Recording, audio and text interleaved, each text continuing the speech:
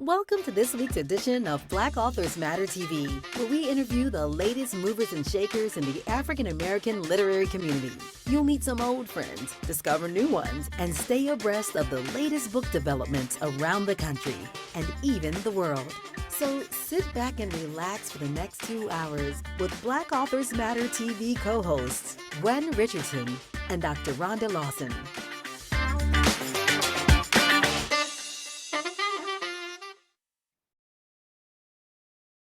Good evening and welcome to the August 2nd edition of Black Authors Matter TV. It's August already. Can you believe it? This year is just flying by. 2022 will be over before you know it. Well, we are excited about our show again this week, and we welcome you all to the show. We have another amazing lineup of guests, and my co-host, Dr. Rhonda Lawson, had to restart a computer. She's on now. And hopefully whatever, see, it's not doing it now. You're not freezing up like you were. Okay, good. Maybe that's all I need. Yeah, sometimes restarting or like rebooting or closing the browser, all those things work.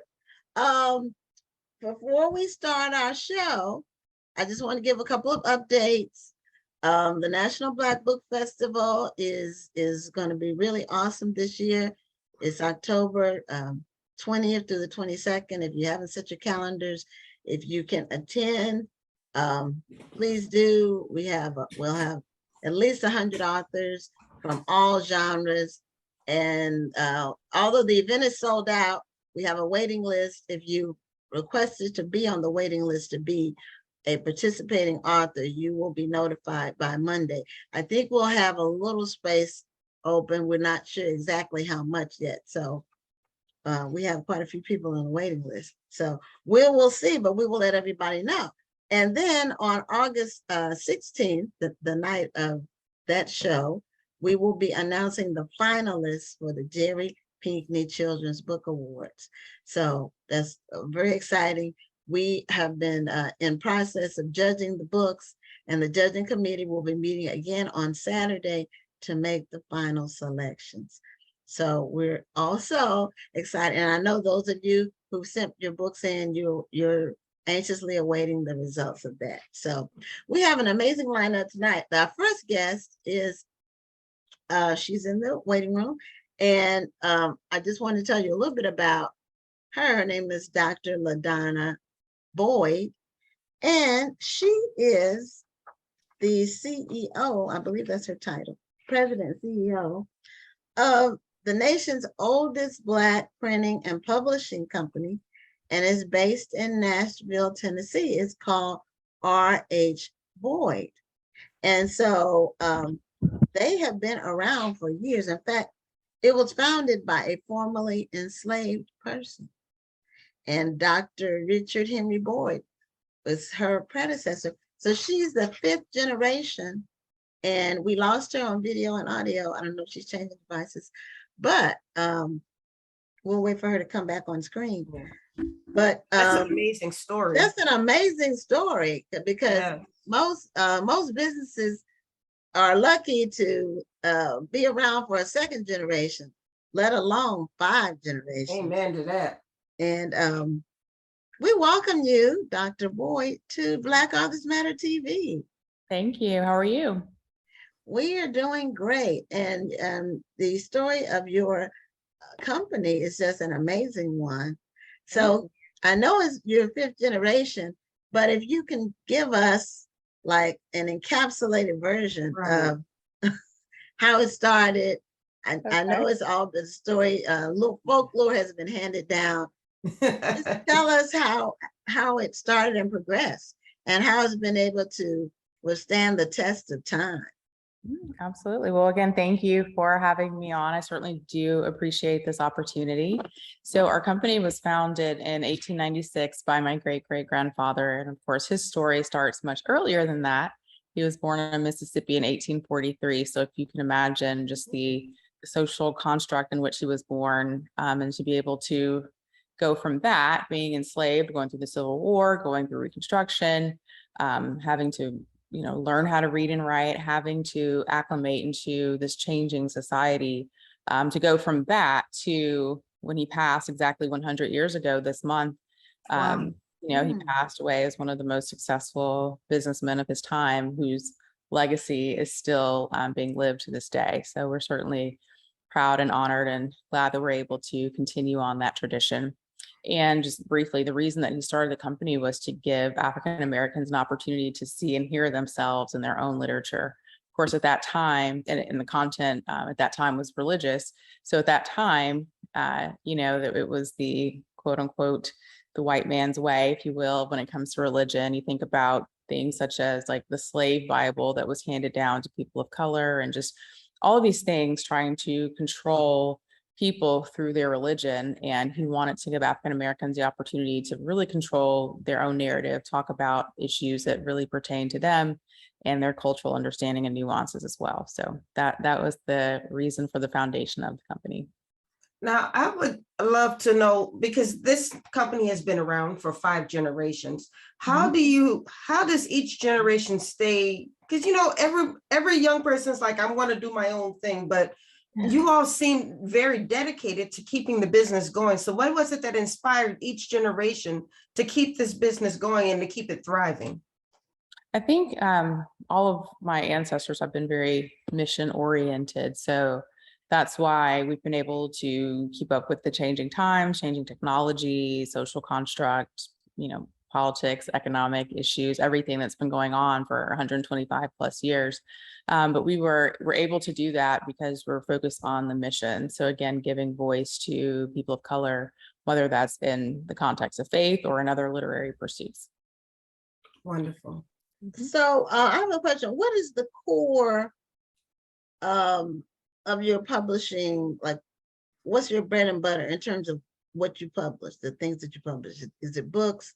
Is it Christian material? Is it just It's our Christian education curriculum series. So our biggest seller is our adult Christian life book. So that's for adult students. And you can do it either in church, you can do it in a personal at home setting as well. So that's our bread and butter, is that curriculum series. And we have resources for all ages. And then secondary to that, we have our hymnal series, and we sell other things too, everything from communion to children's books, fiction and nonfiction books, apparel. We've got like sweatshirts, t-shirts, we've got puzzles, all kind of games as well. Oh boy. So do you all sell the communion elements? We do. You do? We have a partnership with Blessed Communion. So we work closely with them. Okay. Well, the more you talk, the more I'm like, I've seen R.H. Boyd in so many facets of my life. Actually, if you look over my shoulder, I don't know if you can see on my piano, there's that red hymnal right there. Yes. The red hymnal with the gold cross. Yeah. I remember the red hymnal. Yeah. Because I think, well, I'm a PK, and that's probably the hymnal that we had in our church growing up. Probably the same one. I think we all had that hymnal in our church. I think all the churches, all the Baptist churches. I don't know about some of the other denominations, but I know the Baptist churches. Now, do you all sell like the Sunday school curriculum materials? And we do. Yes. We have our own series. It's our R.H. Boyd content. Okay, and have you all focused on the imagery for that when you all first published it? Yeah. Was that an important thing? Absolutely. Yeah. So if you flip through our content right now, whether it's our curriculum or if it's our Vacation Bible School or any of our other resources, you'll see it's very diverse. We have diversity in terms of age, in terms of gender, in terms of complexion, of hair type, of everything. We like to make sure that everyone is represented. Oh, this is amazing. Yeah, I wrote a book about 5 years ago about the church, about economics in the Black church. And one of the things that I mentioned in the book was that there's simple things that Black churches can do. It's called Weekend Wealth Transfer is the name of my book.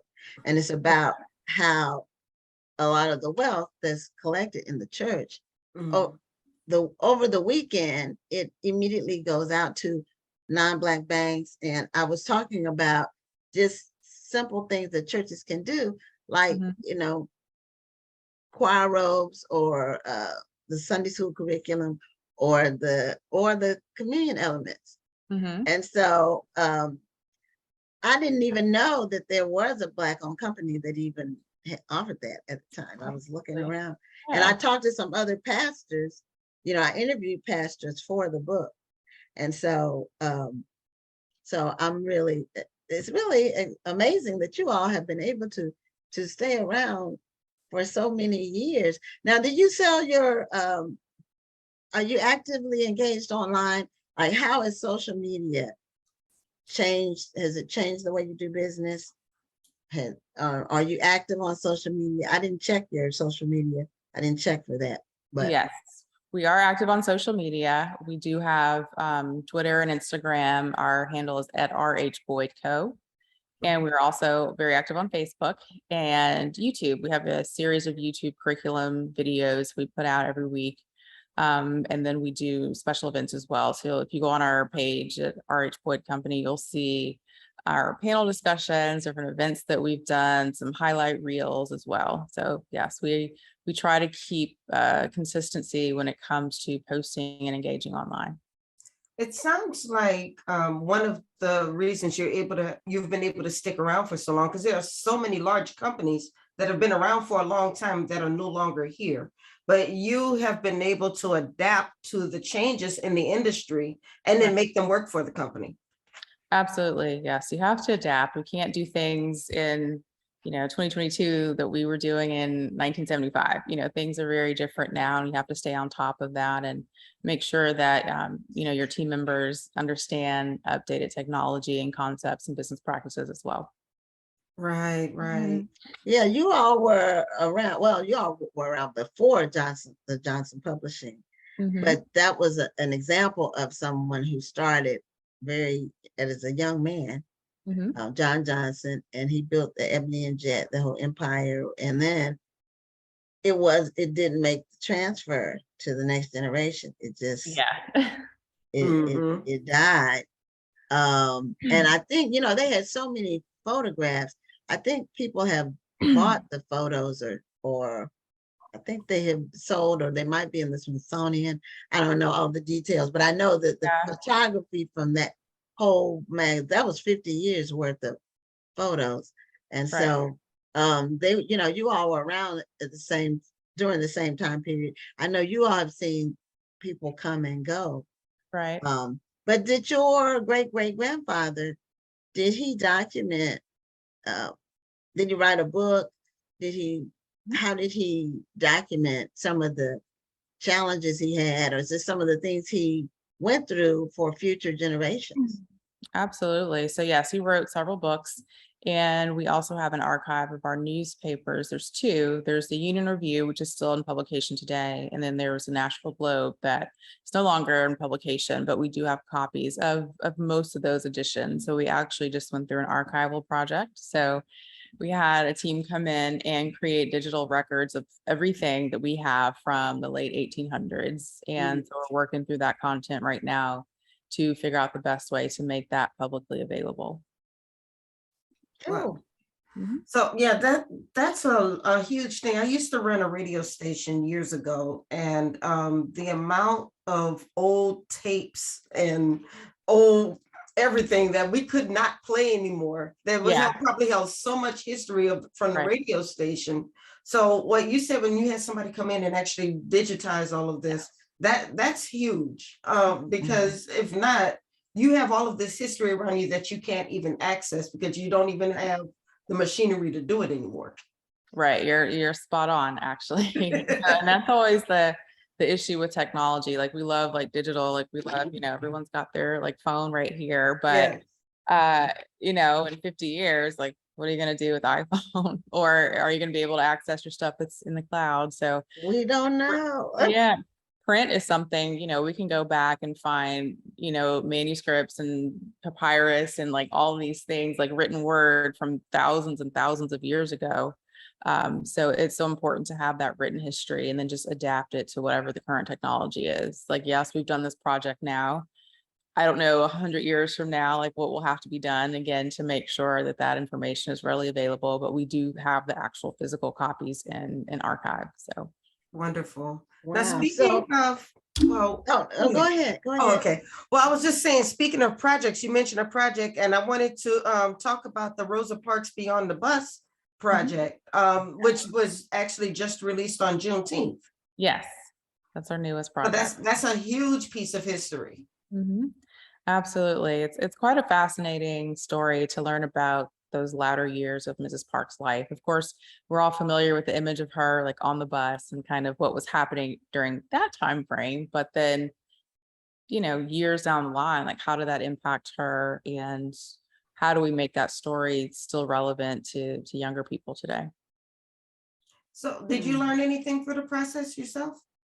I did. Yeah. It was again quite fascinating. It's like even for me, like I never really considered kind of the latter part of Mrs. Parks' life. So Right. to be able to work with Miss Leonard's and hear some of her stories and just read about their I would dare to say adventures together is quite fascinating. And just to see kind of more of that human side of Mrs. Parks. Like there's certain things I didn't know that she had gone through, like the attack, sexual assault, like all of these things that she had to deal with, obviously threats on her life just for her courage and for standing up. And then just seeing like kind of the softer side, like her love of shoes, and like she's always like, perfectly coiffed and well dressed, and Yes. something that's so important. So it's good to see that and tell that story. So in the publishing that you've done, you said you had 2 newspapers as well as books Yes, and so forth. yes. So the newspapers were weekly, I'm They assuming. were monthly. Well, some Month- were weekly. Now it's monthly. Okay, okay. So the newspapers, what year did they start? Because you all probably have like a timeline with your newspapers of all the important milestones and Yes. flashpoints of history. The first edition that we have is from 1901 that I can like physically put my hands on. Oh, goodness. Wow. That's So awesome. what were people doing in What were they talking 1901? about? What was the news Oh gosh, it was in a lot of stuff. 1901? Lots about like war, like obviously like during World War I, like war bonds. It's interesting to read like their beauty section. Of course, obviously there was heavy emphasis on like straightening of hair, bleaching of skin, like all these things that were popular at that time for obvious reasons. And let's see what else. The recipes are interesting. It's like you don't want recipes from the early 1900s. They don't sound good. There's a lot of like advertisements, like railroad tickets, our annual conference called the National Baptist Congress. A lot of advertisement there. There's a lot of content about Harry, medical college. What else? All kind of interesting and fun things. That's fun. I love reading back on history, just the belief systems, the dress, the foods, everything is just so different. And then Yeah. when we try to look at it through our 2022 eyes, it just looks crazy to us. Yes, which I can only imagine what will be said 100 years from now. Right. Yes, yes. I'm almost embarrassed for us what's going on in our culture. Like, oh goodness. Well, I did want to jump back to the book because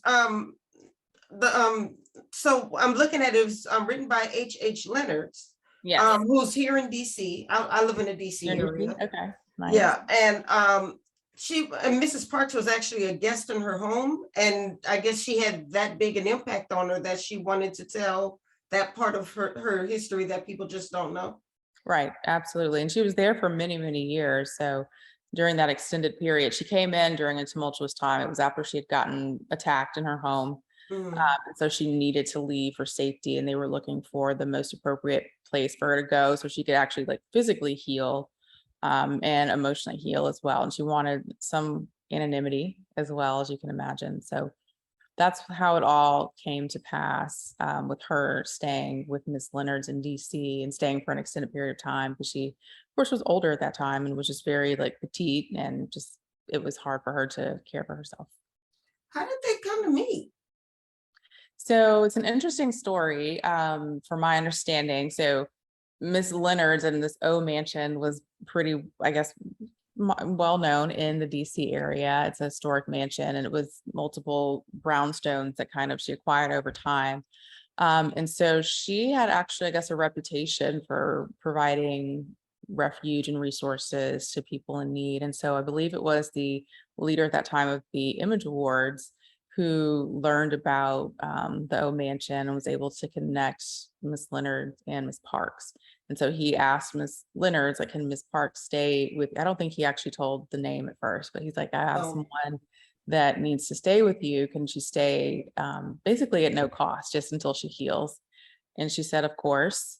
She didn't know, Ms. Leonard didn't know who Miss Parks was at the time. So, because Mrs. Leonard's is of Caucasian descent. So it's interesting, like she wasn't fully aware of who Miss Parks was or the story or whatnot. She just wanted to help this person that her friend had asked her to provide refuge for. And she said yes. And so that's how it came about. It wasn't because of Mrs. Parks' like celebrity or notoriety at that time, because it was just out of the goodness of her heart that she wanted to help this person. And so it's interesting in the story, Miss Leonard even talks about how she was somewhat embarrassed because she wasn't familiar with Miss Parks' story, and Mrs. Parks didn't really tell her a whole lot about herself until she had spent a significant amount of time there. So it was actually a few years into her staying there when Ms. Leonard really learned about the breadth of the work of Mrs. Parks. Obviously, this is before like Google and like all of these things. Right. If you didn't hear about it, you just didn't hear about it. You didn't hear about it. Yeah. And especially if you were, you know, in more of a, I don't want to say protected, but just in different culture, different society, it's just different times. So how old is Miss Leonard's now? Like what age range? Don't get me in trouble. I don't want to tell her. Well, I mean, okay. Okay, well, forget I believe I don't actually know. I believe she's like 60 plus. I don't know exactly her specific age. I would okay. like Okay. don't get me in trouble. That was a safe answer. Yes, yes. I like that. So what is RH Boyd doing, the company, to make sure that it continues through to the 6th generation? Oh, well, that's a good question. You are involving the next group. Well, I mean, I don't have offspring, so there is no 6th generation at this time. I do have nieces and nephews, so but they're very young. So I think right now, like we are. What'd you say? So you got to get them trained. I know, right? Like they're in high school. Okay. But I think right now, like just like kind of reaffirming our foundation. So making sure that we are telling the story and again, making things available. That's why for me, like the biggest project that we're working on right now is that archive project. So to be able to really kind of open up the vaults and let people see the robust history of not only our company, but just culturally, as well. Like we go back through those papers and it's like you can clearly see people's faces. Like these are like almost like high resolution imagery that you can see from people that lived and thrived 100+ years ago. So to be able to see that, maybe like connect some family dots or, you know, things like that we can provide for our culture. That would be an amazing museum. It would. Now, is any of the works of the company in the African American Museum in Washington? Yes, there are 3 exhibits up there in DC with regard to our family and RH Boyd, the company, as well as Citizens Bank, which my great-great-grandfather was also a founder. So it's the Black-owned bank in the country. Oh boy, okay. I didn't know what the answer was going to be to that question, but oh yeah, I'm still wanting to. I still haven't made it to DC to the museum yet. I'm in Texas, so and it's, you know, I wanted to come a couple of years ago. Then I was planning, and then COVID happened, so that thwarted that. So at some point in the not too distant future, I want to get to the museum because I'm just told it's just fantastic, and it takes several days to get through the whole thing. Oh, it's a huge museum. Yes, you can spend all day on one floor. Yeah, I've heard that from everybody that's been, and so I hope to go. So how big is RH Boyd in terms of, let's just say, employees? Got right now approximately 40 full-time employees, and then we have many affiliated individuals as well. So whether they're external editors, proofers, illustrators, typesetters, writers, those people are all external to our organization, and as well as educators that work at our conference with us as well. Oh, So you do know, you- you're based in Nashville. Has it always been in Nashville? Yes. So it was started by your great great grandfather in Nashville. In Nashville, yes. He moved from Texas in 1896 to Nashville specifically to start the business, because Nashville is a printing and publishing hub. And It obviously is. we have It the is. river and the railroads as well. So it's easy at that time for distribution.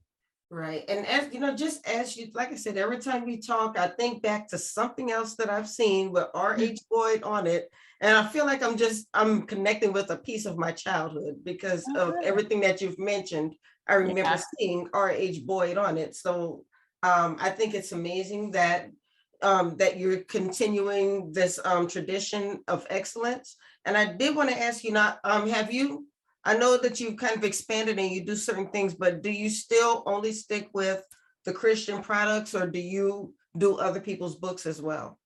No, we do others as well. Like the Beyond the Bus book is not a religious book. Like there's spiritual nuances throughout, but it's not a faith-based piece of content. And so we've got several new authors that are coming on board that it's not faith-based. They might mention faith or spirituality as part of their journey, but it's not, deep theology. Right. Well, that's great. Mhm. I mean, because then there may be somebody who wants a Black-owned printer, that somebody who's been around for a long time, and they'd be able to contact you to say, what do I need to do to get my books printed through your company? Absolutely. Yeah. That's They can awesome. certainly reach out. Just visit our website, www.rhboyd.com, for more information about that. Okay. And I put the website in the chat for Okay, people who want to take a look. Okay. And I also put the link to the Rosa Parks book in there as well, in case people will look for that as well. Thank you. Yeah. So what would you say is for the future? Because clearly you all look to the future. You all have a history of looking to the future. So what would you say is your vision for the company, since you're the president and the CEO, for the next, let's say, decade or so? Absolutely. Well, for us, just continuing to expand our author resources and continue focusing on that brand recognition. It's interesting what you were saying about connecting the pieces from your childhood, which we hear that a lot, which is great. We certainly love that we're able to do that, but we're also still very relevant today. So we want to make sure that people know who we are now, and that people are utilizing our products and services as well. So we always want to expand our network of churches and seminaries and universities and other organizations that we work with as well. Awesome. Well, this has been an amazing story. When I got the information, and I had heard of it, but you know how you hear something and then you don't know the details. So it's just really gratifying and inspiring hearing all the details about the R.H. Boyd Company and what you all have been able to do for so many decades. Yeah, thank you. We appreciate it, and certainly just look forward to continuing the mission. All right. Well, continued success, and I will definitely start looking more into just what you all do. So in the event that it's something that I need for what I'm doing. Thank you. And again, it's rhboyd.com, and we're here. We've got someone that can answer the phones or any questions that you have 24 hours a day. So thank you. Oh, okay. Thank you. Wonderful. Thank you for being a part of the show tonight. And we appreciate hearing your story. Thank you for sharing. Thanks. Take care. All right. Have a great evening. You too. Bye. Bye-bye. So we are right on time, and what we're going to do, we are giving away 6 books tonight, but we're giving them away in our 8:30-ish during that time. So you all have to stay online and continue to watch if you want to win one of these books, and we have some good books for you to win. So our next guest is Justin Batt, and he is a publisher at Frederick Douglass Books, but Frederick Douglass Books is an imprint of a larger company called Forefront Books. And the Frederick Douglass Books imprint just launched a couple of months ago, as far as I can tell. So welcome to Black Authors Matter TV, Justin, and thank you for being a guest on the show. Thanks, Gwen. Glad to be here. Dr. Rhonda, how are you? Wonderful. Welcome to the show. Okay, so tell us about Forefront Books first, and what led you all to partner with the Frederick Douglass Family Initiatives to form this new imprint.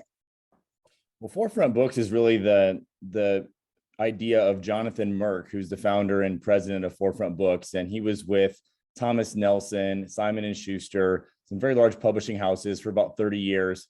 And it's recognized the fact that there were a lot of authors who just didn't qualify or weren't able to get their books published through traditional channels anymore. And some of the authors that were historically traditionally published authors by the big publishing houses were not able to get the advances or get their books out in an economical way. And the model was frankly changing. And so he created a hybrid publishing imprint, which sits between traditional publishing on the far right and self-publishing on the far left, and designed that in a way to help authors who wanted to write nonfiction books, memoirs, historical accounts, have a vehicle to get their books into retailers, but also to own the rights, control the process, and let the author maintain what the author should maintain, which is their intellectual property. And the unique piece of that was he was able to create a distribution agreement with Simon & Schuster. And so at Forefront Books, every one of our authors gets distribution into traditional retail, the Amazons, Barnes & Nobles, Books A Million, independent bookstores, even all Black colleges and universities and academic institutions. So it opens up a lot of doorways for our authors because of that distribution model. And that led us to then seek out opportunities to identify areas for partnership with other groups that may have pools of authors that have the same issue, right? Getting published through traditional means, Right. and getting their books out into bookstores and amplifying their voices, frankly, because a lot of authors either, one, don't know how to publish a book, don't know the process, don't believe they can do it, or don't have the means of the pathway to be able to get the book published. And so we sought out partners across a variety of different verticals or channels. And one of those areas, as we looked at the landscape of publishing, we identified that there's just a massive disparity in the amount of Black and brown authors that are represented in the traditionally published space, right? It's a lot of white faces, frankly. And so that's a problem. And we identified a solution, which was to create a partnership and to create a publishing imprint that would create that vehicle, that pathway to amplify the voices of Black and brown authors and to bring them into the bookstores and into retailers that could really help them get their books out in front of the marketplace and let their stories be told. Frederick Douglass Family Initiatives, as you know, is a tremendous organization, nonprofit, focused on really human trafficking is kind of their core passion, ending that. And along with that, they have a deep heritage with not only Frederick Douglass, but Booker T. Washington, both individuals, prolific authors, entrepreneurs, did a lot of incredible things. And so they just were a natural partner. And Kenneth Morris Jr., being their founder, he's the great-great-great-grandson of Frederick Douglass and the great-great-grandson of Booker T. Washington. So what an incredible heritage, right, that he has. A lot of history right there. Unbelievable, right? And so, they were just a natural partner. And the last thing I'll share that really attracted us to them as a partnership was they had Frederick Douglass's book republished as part of the bicentennial, the 200-year anniversary. And their goal was to get that in the hands of 1 million young adults, 1 million kids, so they could, one, keep the legacy of Frederick Douglass alive, but two, really help them understand, what an abolitionist is and what Frederick Douglass did, but how that also applies today. and they've achieved about 100,000 of those books in distribution to date, which is phenomenal. Yes. But they've got 900,000 to go, and so we felt that our model could really help them also get that book and that message into the marketplace. Wow, there's so many layers to peel just based on what you just said. So many things. I guess I want to start with the fact that you chose this model, because you are right. A lot of the Black and brown faces that you see in the literary industry are self-published. And it's very difficult often to get their books onto shelves. And then when somebody offers to help them, sometimes they're not always the most honest. And they actually take more money from the author than the author is able to make. So we see a lot of this happening. So they decide, you know what, I'm not going to deal with that. I'm just going to stay self-published. At least I can make 100% of my book sales. And then they go that route. But they wind up having to work harder. This model sounds like this is actually going to be an aid to people who find themselves in that position. Very much so. And, it's unfortunate, and it doesn't apply just to Black and brown authors. I can't tell you the number of authors that come to me and I'm like, I wish I would have talked to you right? 6 months ago or a year ago, before you spent all that money, before you went on all those pathways, to at least provide the counsel to send them in the right direction. Because look, we're not appropriate for every author either, right? There's a certain group of authors that really fits our model, but we do provide that vehicle for those authors that want that traditional distribution and want to own the rights and are going to be able to put the PR and the work behind their book to get it out there. Because that's the other challenge, right? Is if you don't have some of that juice behind the book, then if no one knows about it, it's really hard to, for people to buy it or consume it. But we create a model where, one, that can happen, and then two, the author, because they own the rights, if they're able to sell the books directly at a conference or through their business or to an organization, our margins are incredible, in that space, $20+ a book. So the author can really recoup their costs, their investment through that model as well. The other thing I would say is that we found that through this process, a lot of the business authors, right, that want to create a brand or to grow their business through a book, this is a great way to do that. And that's a really appropriate author for our space, because for them, yes, they can make some money off of retail sales, but nobody really is going to get rich on that. You got to sell a lot of books through Amazon and Barnes and Noble to make a lot of money. Those are typically celebrities and those that have a massive following. You can make some money in the direct sales, as I mentioned, but for many authors, it's using that book as a better business card. It's using that book as a means to grow their brand, their business, to gain speaking engagements, to help their organization as a culture document. There's so many things, right, to tell a legacy story that you can use the book for. And that's really where the impact comes in, because for those authors, right, the ROI on a book can be far greater than the $5 they'd ever make on Amazon or Barnes and Noble. A new client, a new growing their business, whatever, right, is worth way more to them. Or, preserving a legacy, or frankly, telling a story that needs to be told in history that is right now being muffled because they have no distribution method to get the story out there. Yes, right. Absolutely. Yeah, distribution in anything is critical, but a lot of people don't understand how important it is in books. And the pathways for distribution are by and large blocked from self-published authors. Yeah. They, you get a few, 1 out of 100 that might get their books on shelves in stores, like on the shelf, not just you order it and they can get it for you, but where they stock your books. That is the challenge for most people who are self-published. And some of it is on the author as well, because you have to have a certain look of your book to even, play in that arena. Along with that, the other thing is when you say block to self-publish, but if the distributor says, okay, I need, let's say the distributor says, okay, I'll distribute your book, but I need 1,000 of those books. Now they have to try to get 1,000 of those books printed, and they can't afford to do it. Even if they tell them, I want 100 of your books. If they can't afford to get those 100 books printed, they're stuck, and it's like they may not have had distribution in the first place. Yeah, that's an opportunity missed. Right. It's It It takes is. money to make money, you know. Well, As and they I'm glad say. you brought that up though, because that's one of the things that we've also found is, there's our model is a fee for service model as a hybrid publisher. So there is a fee to publish with us. And then, you have the cost of the books that the author buys for themselves. But, what we found though, is that there's a population that one, they can't afford it, right? Again, that the business author where this is a marketing expense for them, or they're using it to grow their business in a way that it just makes sense, right? If the value of a new client is $50,000, then the cost of a book is irrelevant because you get one new client using the book and it pays for itself in spades. So there's ways to do it in that authorship, but there's a lot of other authors that you're mentioning that they can't afford that. Like that's so far beyond their reach. And so therefore they're delegated to self-publishing. And that's what we're trying to break through. So one of our opportunities in launching this imprint is also to take advantage of some of the opportunities that are out there, whether it's individual or corporate. And our bigger goal is that we build an endowment.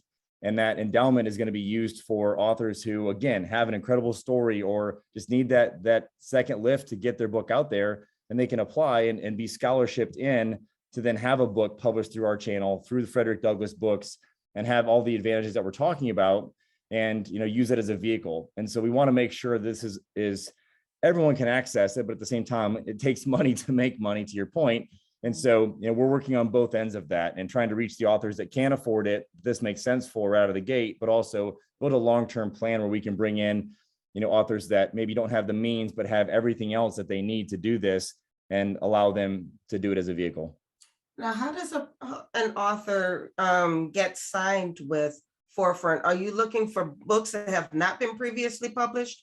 Or if an author has a book and maybe they're having trouble getting distribution, having trouble getting into the bookstores, can they come through you and would you republish the book? How does that process work? Yeah, great question. We can republish books. Typically, it's going to be a second edition, or we're going to make some modifications to the book by either adding to it, changing the cover. We'd have to do a new ISBN number. As you're aware, but some authors might not be aware. It's kind of like I led it to the VIN number on your vehicle, right? Like every book has its own VIN number, which is called an ISBN. And so, we would have our own unique ISBN through Frederick Douglass books that it would have to be changed to. And, Amazon sometimes is really finicky about that. I mean, as a self-published author, you own the rights to it. So if you self-published, there's no issue in doing it and republishing it with us. Just the challenge is sometimes it's relisting the book and getting a new one up. Sometimes can take time, and Amazon works at their own pace. But outside of that, absolutely can be done. And it's more about just doing what we call as a discovery call and talking to myself or Ken or Kia Harris, who's also on our team on the editorial side, and just having a conversation to see if we're a good fit, to see if the book is a book that makes sense for our model. And we don't do a lot of fiction, for example. So if it's a fiction book or a fiction series, not to say we won't do it, but it's typically just not our core business. And so we tend to stay more in the nonfiction, memoirs, historical account type space. So that's really all it is having the conversation. And, look, the worst thing that happens is I always say is I get to give you some advice and counsel someone on maybe a different avenue for publishing their book, or give them a couple of tips on how to use some lead magnets or attract some people to their book and market themselves better. So there's really no loss for anyone in having the conversation. So what is the process, let's say the typical process for if someone is interested in signing with Frederick Douglass Books or just exploring the possibilities? Just give us some steps, the main steps in the process and the timeline for when the person presents their manuscript, or do they have to have the manuscript finished? Just give us some more details about that. Yeah, that's great. And we get a lot of those questions. Authors come to us at all different stages. I get authors who literally have the idea on the back of a napkin and they want to start the process of talking out, is it even worth it for me to do this book, right? Is this a good idea? I get a lot of those calls. And then I have authors that, they've got a manuscript that's ready to go. Maybe someone's even tried to create a proposal and shop it with an agent into traditional deals, and they just haven't had anything, or they spent a lot of time there. And now they're saying, hey, I need another option to get my book published. So we talk to folks all along that spectrum. And again, the earlier, the better in those conversations, typically, because we can give some positive direction. We only publish manuscripts, so we don't do the ghostwriting. We have lots of referral partners, though. So if someone is looking for an editor or ghostwriter to assist them in the writing process, we can absolutely point them in the direction of some credible resources to help along the way. And then once they start the manuscript process and are roughly about 70% done, then typically that's where we can engage. We will do what's called a kickoff call once they sign the publishing agreement.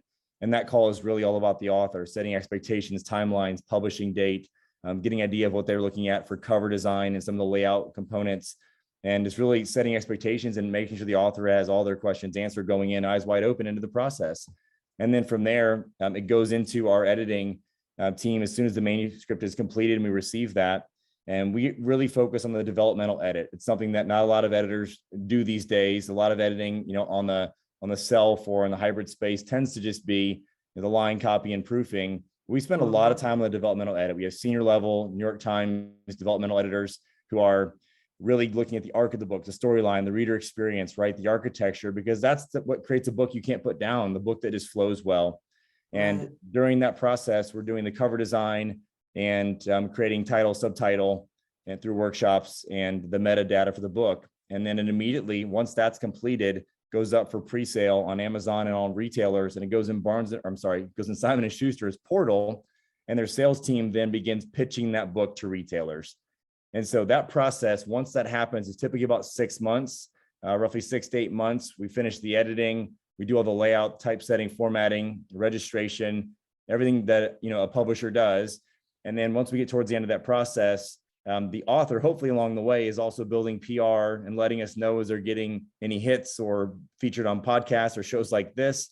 And we're letting Simon & Schuster's sales team know, because that helps with the retail buy. As an example, we had an author who was coming out with her first book, and she had about 2,500 copies that was requested from retail. And it's not a bad number for a first-time author. And then she got a spot on the Today Show, and it went from 2,500 to 12,500 in terms of the buy in retail. And she sold out that first week her book was launched because of that Today Show hit. So there's PR that can really help build, right, the retail side of that component. And from there, we go to printing, and the print number that we have is essentially two things. It's the number that retail requests, and then it's the number that the author needs for their personal use. And we combine those two, and that's the initial print run for the book. And then the author, sells their copies individually, or we warehouse them. And then the retail component takes its course, and the author launches the book and sells through retail and, all the different channels. And the books are actually in the bookstores on the bookshelves. And we've got some really cool relationships with different retailers where they actually do special promotions, and will feature some of our authors, will feature some of these imprints like Frederick Douglass books. And so 6 to 8 months is typically that process. Can be shorter if we drop a book in, if you will, to the sales catalog. We don't like to do that, but sometimes the author requires it, or we have to make it happen for the author, and we do.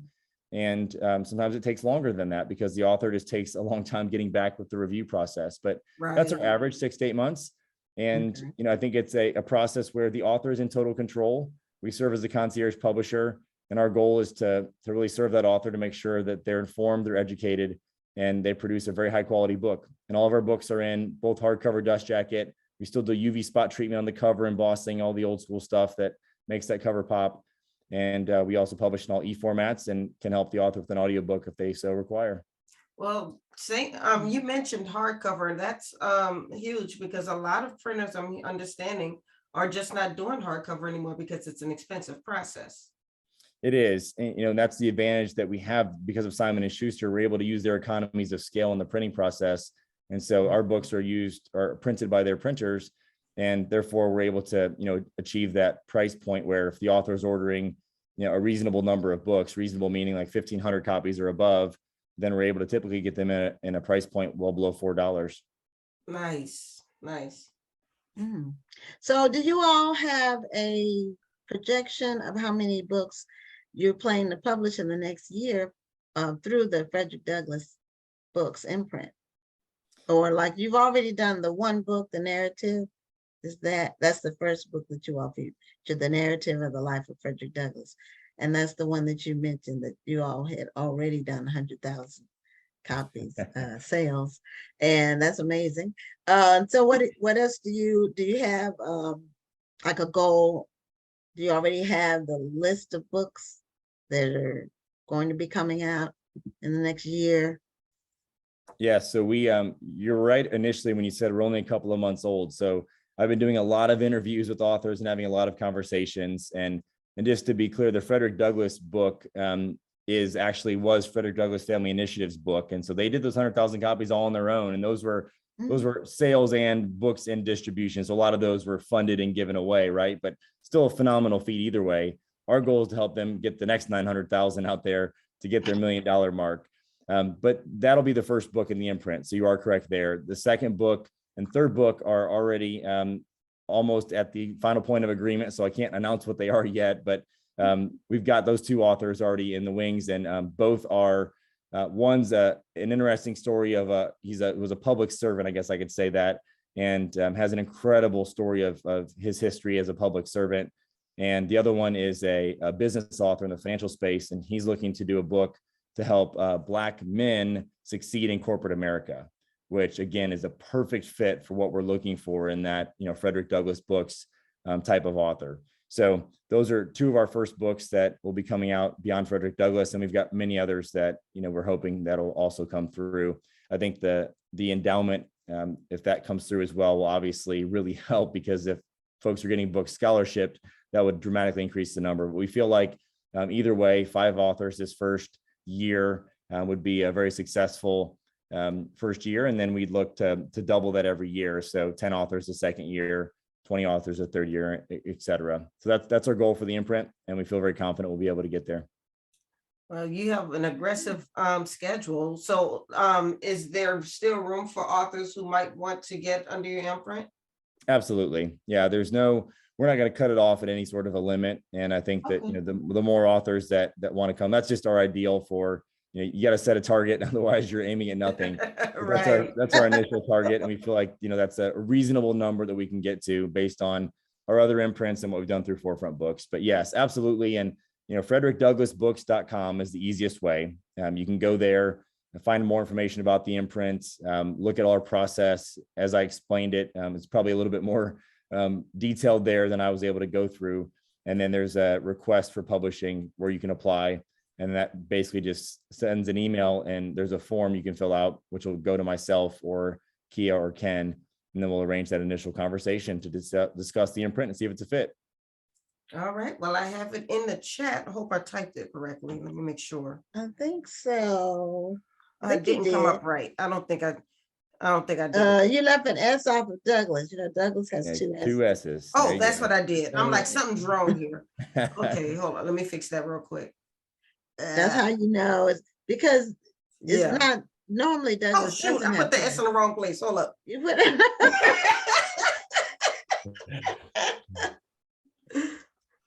All right.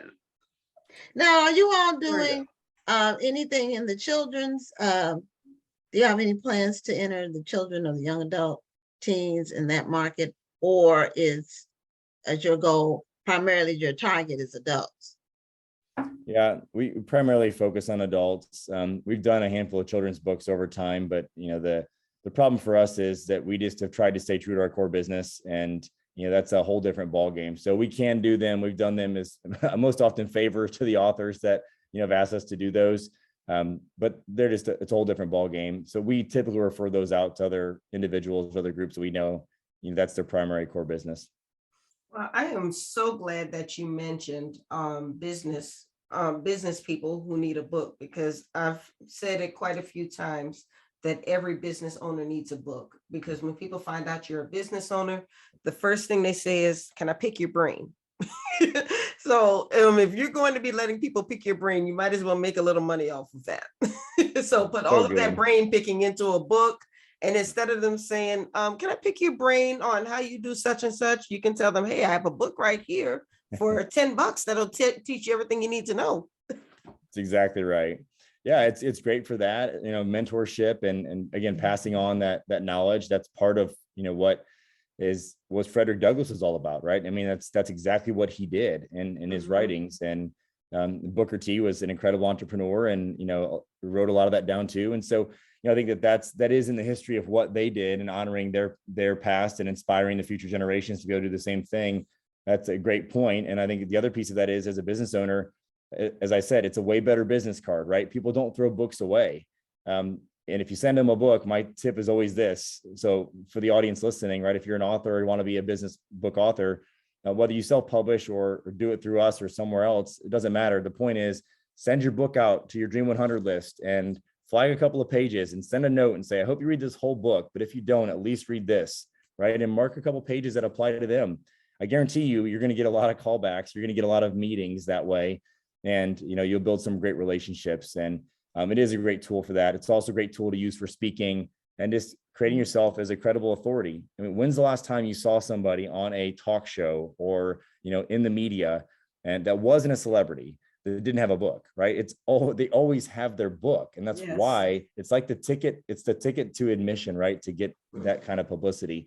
And so that's another big piece for a lot of these authors. And then the last thing I would say is just, look, everybody's got a book in them. Everybody has a story that's worth telling. I love to say that. And so whether you go the self-publishing route or a different route, it doesn't matter. I just believe that there's great power in writing your story down and at least creating the outline and clarifying that for yourself. And the worst thing that happens is you have a plan for social media or for your business for the next year. I could talk to you all day. I'm loving these tips and I hope people are listening because this is what people need to hear. I mean, I think a lot of times people concentrate on, I want to sell 1,000 books, but they don't realize how much. Or a million books. Or a million books. Completely unrealistic. But that's usually what they say, the million. That's the number that I hear the most. Or when you ask them, who is your target audience? And they'll say, my book is for everybody. For everybody. Which means it's for nobody. That's right. Because it has to be targeted toward someone.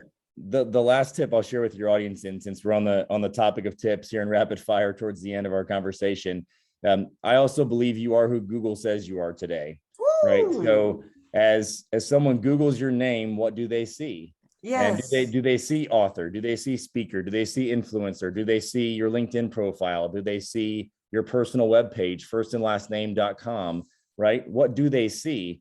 And so that's really important, right? Or do they see the stuff you're posting on Facebook or other sites that maybe you shouldn't be posting there? Always put your best foot forward. You might think that your social media posts only got 30 likes and nobody cares.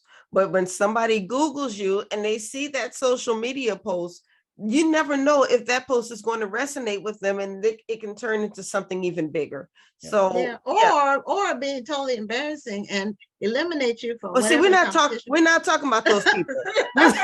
We're talking about the people who are trying their best. Okay, to establish their brand. Somebody out there needed to hear that. Don't put everything out there. And if they see author, right? If they see author, then that means something, right? That's credibility behind your name. And so I would encourage that. And then, I'd also encourage the folks listening to apply for a TEDx talk. It's one of the things that I've been very fortunate and blessed to be able to do. And I think that goes really well with a book. And oftentimes you can use the content from the book for the talk. Yes. And it's just another social proof that, you've been on a stage, and all those things are great to help you accelerate your brand, accelerate your calling, the impact you want to make on society or in your business. And being an author is one way to do that. There's others too, but I think the work that you all are doing here is incredible. I'm so honored that you had me on the show and are talking about Frederick Douglass books. I know Ken was so upset he couldn't be on. He's traveling on the Underground Railroad tour right now, all over the country, doing amazing things. And so thank you for allowing me to have this opportunity, and would love to continue the conversation. Oh, thank you for being on the show. This has been a great interview. You gave me some homework to do tonight, so I'm gonna go ahead and apply for my TEDx talk. Okay, I'm gonna find 100 people to send my book to. I'm doing everything. I don't know about that part. I might get 50. Look, I can send them an ebook. I'll send them an ebook. There you go. Yeah, well, that's true. I have to decide which direction I want to go in. Right. Because I have multiple books. So thank you so much for being a guest on Black Authors Matter TV. And at the very end, if you could repeat the website for people so they can find out about the Frederick Douglass books. Or is frederickdouglassbooks.com? That's it, isn't it? Yeah, it's that simple. It's okay. Frederick Douglass with 2 S's. Yes, Books.com. Right. And then if you'd like to contact me personally, you can look me up at Justin Batt, B-A-T-T, on LinkedIn is the easiest way to get me. Okay, I'm gonna find you on LinkedIn and we're about to be friends. You're about to be sick of me. That's great. Okay, well, thank you again for being a guest on the show. And congratulations on the launch of the new imprint. And I know it will be successful. Well, Yes, thank you. I look forward congratulations. to talking in the future, and we can share some of our authors and maybe even have one of the authors on to speak as well. That would be Okay. amazing. All right. Well, thanks once again for being on the show. Thank you for the very valuable tips. I know that there were some authors listening and they're going to do what you said. And congratulations once again on all you're doing. And hopefully our paths will cross again soon. Thank you. Take care. You too. Okay, Bye-bye. thank you. All right. And he gave us some food for thought. And one of the memorable things he said was Google yourself. So, Yeah. and find out what and I haven't done it lately. I've done it, but I haven't done it lately. So I need to go and see Well, what. I Google myself quite a bit because I want to make Mhm. sure that what's out there about me is positive. But another piece that I will add to that is if somebody who finds out that you're an author, if they go to your Facebook page, are they going to see anything about your book? A lot of Mhm. times authors will post about everything else, Mhm. but won't say anything about their books. So people forget that they're an author, or they forget that they're a speaker, or what have you. So whatever it is that you do, post about it every once in a while. Let people know what it is that you do. Remind them that you're still out there and you're still doing this. Well, and even better, have your Facebook cover, the background that's on your page when people go to your personal page, have your books on there. That's what's on mine. I got an array of my books. That's when they go to my page, they know I'm an author. So, because I don't have two pages. I didn't want to have to maintain a personal page and a business page. So I use my personal page like 90% for business. I don't post that much personal stuff on it. And that's the way I solved that. Because I already had almost 5,000 friends. And so I didn't want to have to start over. You know, business pages, Facebook makes you pay when you have a business page. Otherwise, you don't get any people. Anyway, that's a whole nother topic. But Google yourself. So we have our next guest is a young man named Jeremee Demoir. I think it's Demoir. He has a bookstore and it's called, I need to find out how to pronounce Demoir. Is it Demoir or Demoir? It's Demoir. It's Demoir. Demoir. Demoir. I don't know if we were going Okay. the French direction or where we were going with it. So, he has a bookstore in Memphis, and we were just on Tennessee night. Nashville. It's Memphis, Tennessee night. Yeah, it's Tennessee night. Our Yeah. last two authors were both in Nashville, weren't they? I don't know if Jason was. Well, I went to Justin, right? Justin, I'm sorry. Yeah, I went to Justin's page and it said Nashville. It is Nashville. I'm It's looking Tennessee at it. night. No, it's It's Tennessee night. That's a Yay! coincidence, but yeah. Because we have coincidences sometimes, you know, you never know. The mix of guests is planned somewhat, but not necessarily all the guests, you know, who are going to be on a particular night. But anyway, Jeremee, welcome to Black Authors Matter TV. And Thank you for having I love me. your t-shirt.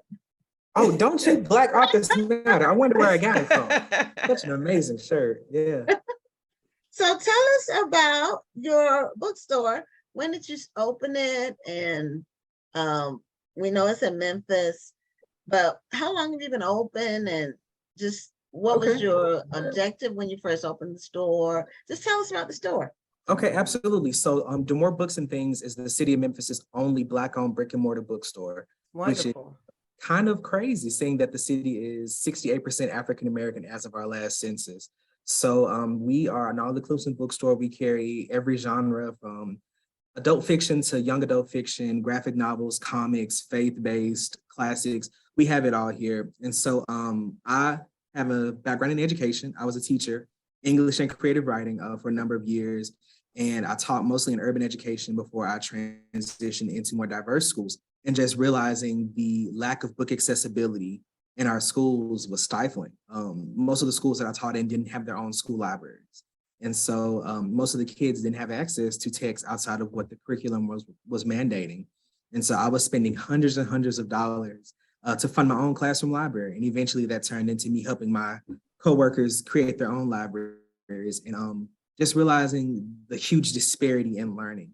Yeah. And the thing that Memphis suffers from is a huge number of not only low literacy scores for youth and young adults, but also a huge population of functioning illiteracy in adults. And so when I decided to open the store, I realized that not only was Memphis lacking the representation in the literary world, but also the fact that there are so many people who needed a space for us, by us, but also needed access. Books are extremely expensive. And so sometimes if a parent wanted to, they sometimes couldn't. You know, when choosing between a $25 book or a $25 meal for your family, sometimes you choose the meal, you know, and so realizing that there was a need. So we opened up in the midst of the pandemic. So we opened a little over a year ago in June of 2021. And we're here and we're thriving gratefully. And so going into the mission and vision, I just really wanted to promote book accessibility and just diversity in storytelling. And so it allowed us to start a lot of amazing relationships with community partners and even start programs where we have one of my favorite gems is our free literacy program. And so children 0 to 17, when they walk in the store, whether or not their parent is able or guardian or whoever is able to purchase something, they don't leave empty-handed. So they leave with a book of their choice. And so that's part of my educator in me wanting to give back, but it's also a huge relief to some parents when there's that book that they really want, but you know, I can't get it, you know, so, but that's just a little bit of our mission and vision when we opened up. Now, how do you fund your free book initiative? So it's funded through our community partners. So we partner with one of the largest literacy agencies in the city called Literacy Mid-South. Okay. And through a partnership with them, as well as Choose 901 and Give 901, which are City of Memphis funded organizations. And then also from generous donations from our regular customers and supporters as well. So it comes from a mixture of 4 different places. And so we're super grateful to the city for not only buying into this need for the community, but also just supporting it as well.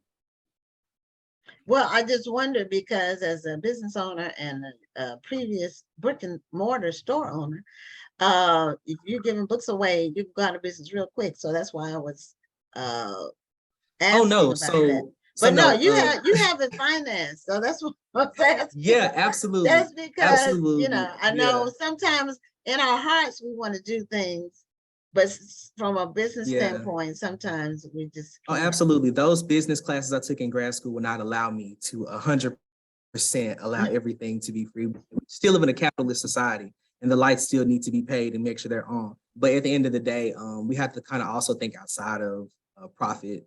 And so if the next generation can't read, then the next generation can't take care of us or continue to provide the things that we need as adults. So it's learning how to make it beneficial for everyone, while also reaching out and touching someone else's hand to make sure that they're okay as well. So it's finding a healthy balance. But yeah, absolutely make sure that it will be funded. Yeah, absolutely. Well, I think you touched a few people's hearts when you mentioned no school library. Yeah. And the sad thing is that it's usually our urban schools that end up having those, whether it's public or charter. A lot of our historic schools initially had to start applying for grants because the kids didn't have books, which is the basic necessity of English. And so it's just, I thought that I've never worked in the school systems anywhere, but I would think that a library should be a requirement for any school. How can you be a school without a library? A lot of schools can't afford them. A lot of schools, like I said, books are expensive. A lot of but it seems like whoever the school district, I don't know. That just hurts, you know. Well, I mean, I'll tell you, the elementary schools that I went to, I remember when I was in the 3rd grade, I opened up my book, and you remember how when you have to write your name in a book, and everybody was at, well, my aunt, who was 10 years older than I was, her name was in my book. And at that time, I was like, oh, that's cool. I have my auntie's book. But looking back on it, I'm like, that's Right. sad that these books were not 10 years. updated after all Right. these years. And Yeah. you know, if you think about, if the schools can't afford textbooks for the kids, they're not really going to have all that big a library either, if any library. Absolutely. Yeah, absolutely. And then the world of education continues to shift, a lot of the focus is no longer on independent reading, it's more so on reading to a text. And so when we're focusing on Tom Sawyer or To Kill a Mockingbird, there's no room for stories like The Hate You Give to be read freely or any of those types of situations. So it becomes a thing of what do we need versus what do we actually want? Do we want the football team to have uniforms, or do we want you to have a free book that has nothing to do with what I'm trying to get you to take a test for the state? So it's a political situation, but it constantly pushes Unfortunately. whole nother conversation. I just think that if you have the Department of Education they spend billions, and what is their function if all schools don't have libraries? What are they there for? I just, it's anyway. Yeah. Well, that's it's not something that we're going to be able to resolve. But I mean, tonight. yeah. You're right. But I do appreciate what you are doing. You are doing your part to make sure that kids have up-to-date books in their hands, because often reading a book is what's going to open their imaginations and show them a world beyond what they may see every day. Absolutely. Absolutely. Most children, especially in some of the urban schools that I've taught in, will never be able to go to Six Flags, might not ever travel outside of the state or the country. And so giving them a book that gives them the escapism or the wherewithal to understand different societies is a gift. It's a free gift that you can give children and adults, so yeah. Now, are you a native to Memphis? I am born and raised, raised. So were there Black-owned bookstores before that closed? Absolutely. So growing up, we had a lot of I remember talking to name a couple of them. There was Johnson, was in Whitehaven. There's this shopping mall that's in Whitehaven. So it used to be adjacent to the mall. And that was maybe the late 90s. I know they closed in the early 2000s. There was one that used to be downtown. I think they closed in like 2011. And then of course, like chains like Walden Books ended up being something that ended up being axed out when Barnes & Noble kind of grew a little larger. So yeah, and now in this are 4 independent bookstores, and mine being the only Black-owned one. So bookstores have shifted in our particular city. Fortunately, people are learning to enjoy reading again. Right. So it's been a beautiful thing to be a part of. Well, Memphis is an amazing city with a lot of history. Absolutely.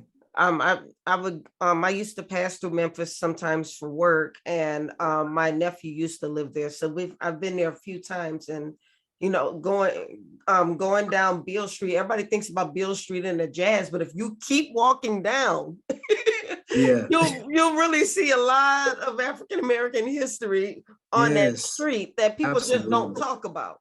Yes, absolutely. Absolutely. Whether it's like B.B. King's or Isaac Hayes or musicians singing classic R&B, or even 2 blocks down and you're seeing Reverend Al Green's church, or like people from his congregation. That was his church.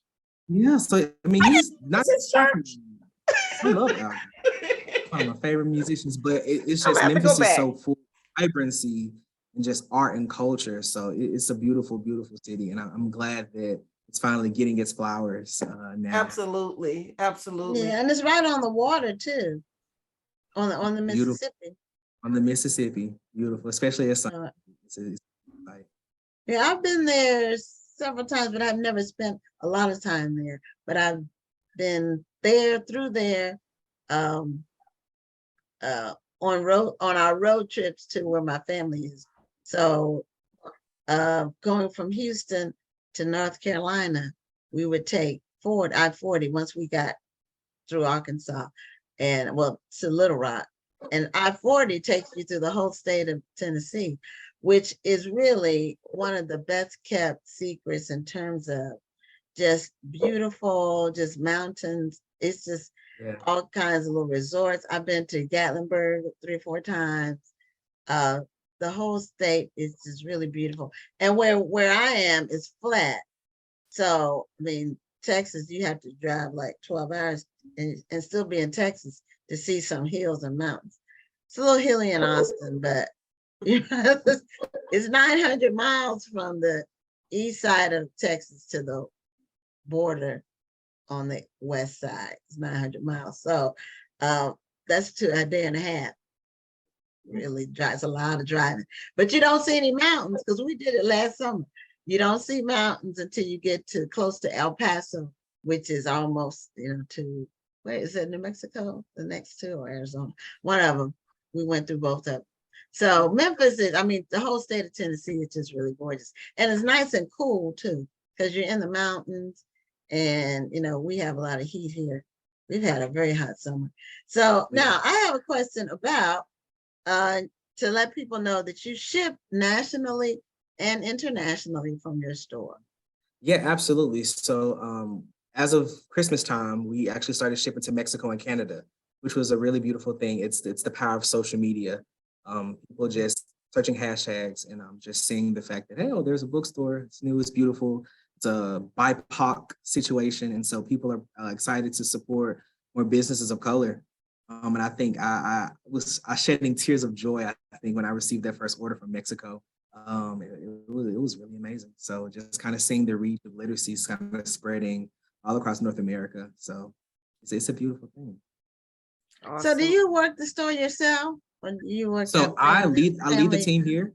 I lead the team here. I spend most of my day either in the store or working in community partnerships. I facilitate workshops across the city.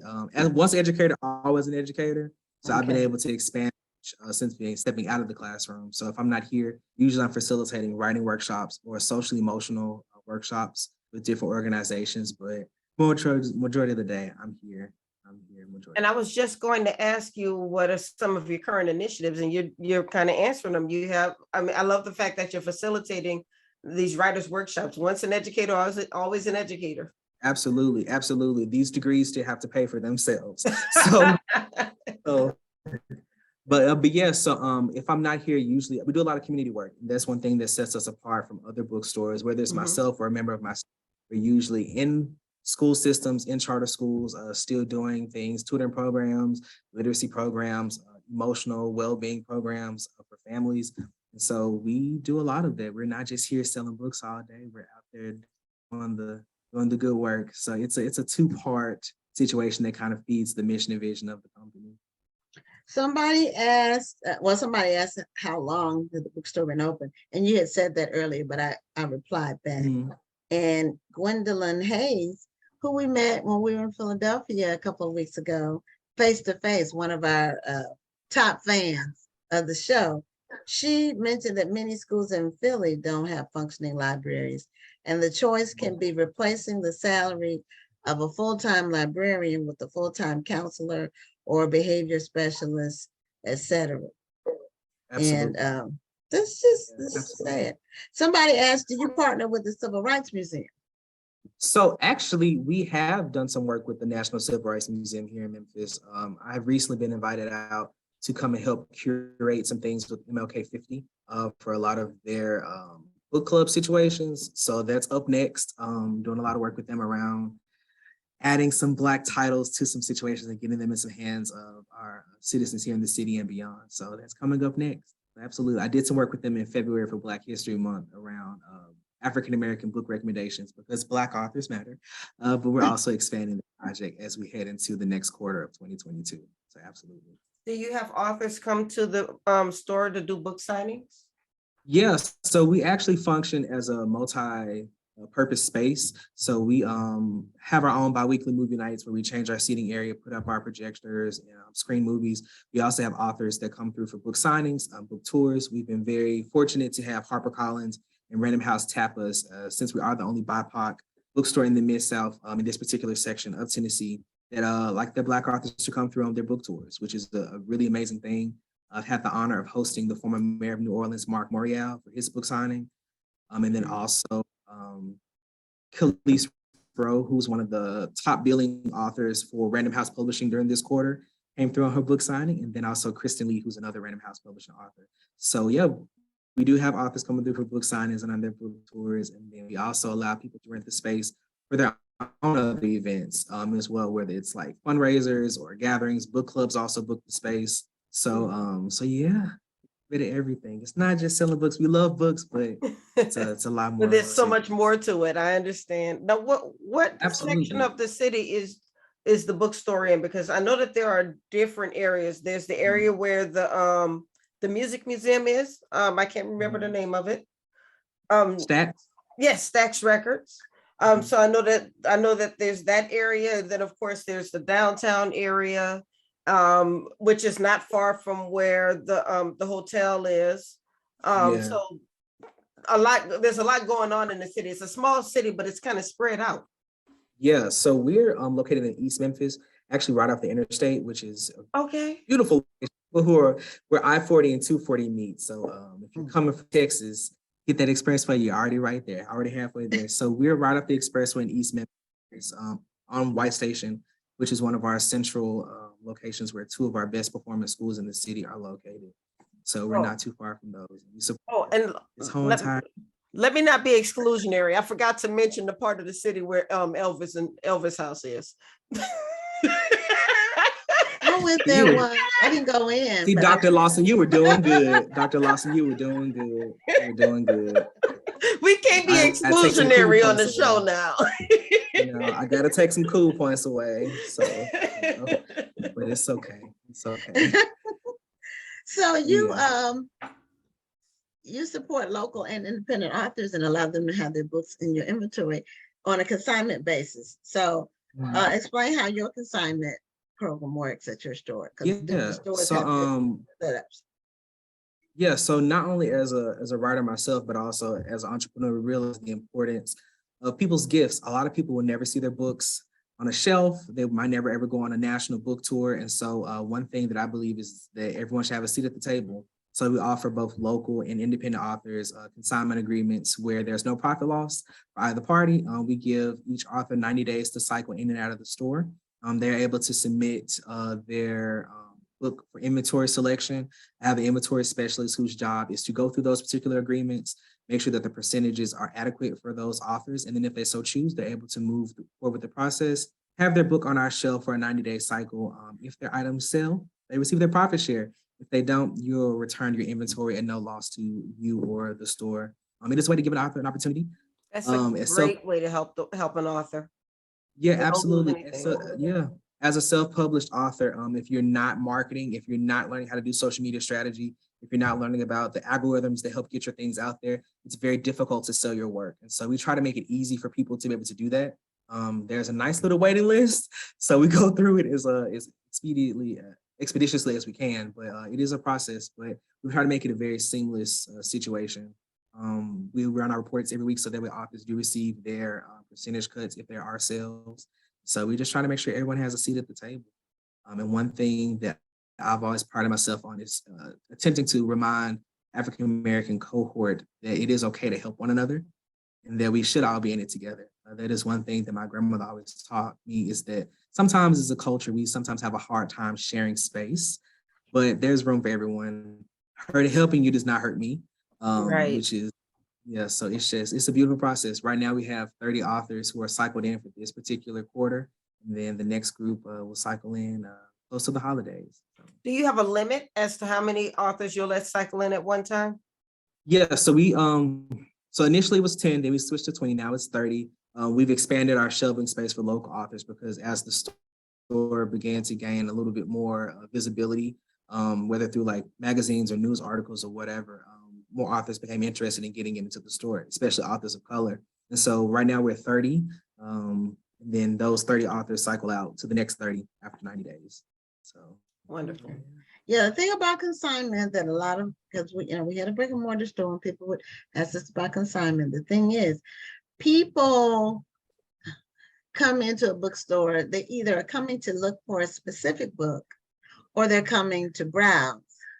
And just because your book is there in the store doesn't mean people are going to buy it unless you have some kind of marketing push. You need to be driving, pushing the traffic to the store to buy your books. And you can do that through social media, but don't expect the bookstore owner to sell your books. because Yes. they might have 1,000 books or whatever they have. They might have, who knows how many their numbers are in terms of the books that they have. Absolutely. So Yeah. they may And that's have, why, yeah. they can't push everybody's individual book. They can't have somebody standing there at the counters reciting your book synopsis. Yeah, which is why it's so important. Yeah, which is why it's so important for us to have those cycles. Because just because a book is here again doesn't mean it's going to sell. And we can't have books sitting on the shelf for 6 months if they're not. Right. At the end of the day, we do live in a capitalist society, so we have bills to pay. And if those books aren't moving, we appreciate your art. We thank you for allowing us to help, share that. But it's time for somebody else to have their moment. We Right. have Cicely Tyson of Viola Davis on the shelf, so they're next to you, so that we're trying to. But Right, exactly. You're Yeah. competing with those other books. And the bookstore, some people don't realize this, the bookstore doesn't make any money unless they sell books. They don't make money because the book is sitting there on the shelf, unless you have some sort of marketing program where you're charging people for Yeah. premium space, which is a good idea. Yeah. But the bookstore owner makes money on a book selling. And they Absolutely. and if the book sells for $10, let's say, I'm just throwing it as a round number, the bookstore doesn't get $10. That's a And lot people of don't people think the realize bookstore that. is Yeah. getting the 10. They're getting a small, less than half of the $10. So they have to Yeah. sell a lot of books to pay their rent and Absolutely. people, inventory. Absolutely. And people costs, don't realize that. People don't realize utilities. that. They think it's a very easy process, but not only is it difficult running a business, it's also difficult running it well. Mhm. A lot of people think that just because you are able to take care of overhead, that it's just, oh, you don't. Yeah, we have work to do, which is why we do multiple things, not just selling books, but we do events, we do community outreach. Because literacy is not just reading a book. Literacy is also an umbrella of speaking, listening, audio. So we try to reach out to all those components. And as an educator, I am all about all the components of literacy, reaching those. So yeah, it's Well, Jeremee, tell the guests how they can reach you at Demoir Books and Things online. How they Well, can. you can, yeah, absolutely. Well, you can follow us. We are Demoir Books. That's DEMOIR Books at Facebook, Twitter, Instagram, Snapchat, all of the socials. If you are not local, you're more than welcome to shop with us at demoir-books.square.site. We ship nationally, all 50 states and territories, and also to Canada and Mexico. If you are in Memphis, feel free to stop by 739 Northwest Station Road, where we are open Monday through Saturday, 10 a.m. to 5 p.m. And we would love to see you guys soon. Well, we did put your website in the chat. I put it in a couple of times, actually. Awesome. I wish you all the best. I love what you're doing. If there's any way that I can support, yes. If there's any way that that we can support, I've already followed you on Instagram, so I'm gonna be keeping up with what you're doing. Awesome. Well, thank you so much. And ladies, thank you so much for extending us the opportunity on your amazing platform to share our craft. So thank you so much, and continue to do what you're doing. It's beautiful work. I was able to watch the early interviews tonight. My heart was just so full. So thank you also for extending this space to people. So it's beautiful. Well, we'll just keep supporting each other. Congratulations. Right. Keep promoting literacy. This is what we need. Absolutely. Good night, ladies. Have a good one. Stay safe. You too. Okay, have a good night.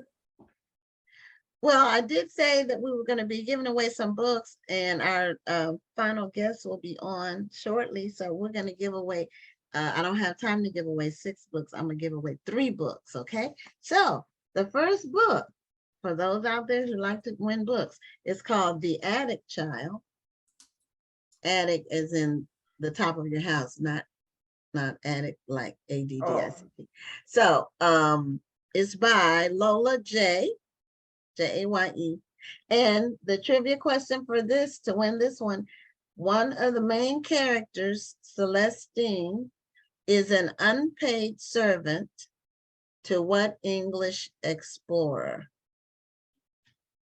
So the main character, Celestine, is an unpaid servant, and we need the name of the English explorer. You can win this book. And if you watch the show, you know the books are mailed out promptly to whoever wins.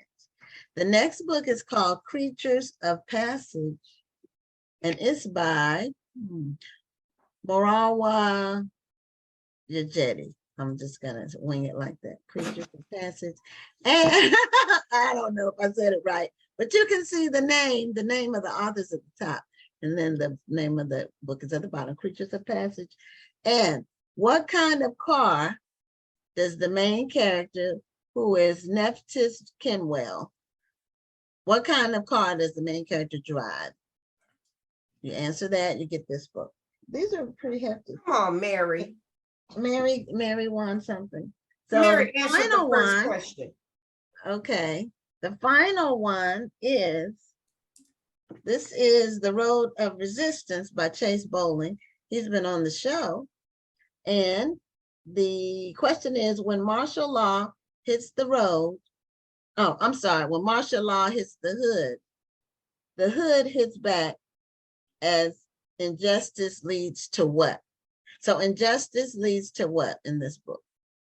And it's one word, and you get that, answer that, and you get this book. Okay, so did Mary win something already? So as I said, Mary answered the first question, Sir Richard Babington. Okay, so that's for The Attic Child. Mary Evans won that one. Okay.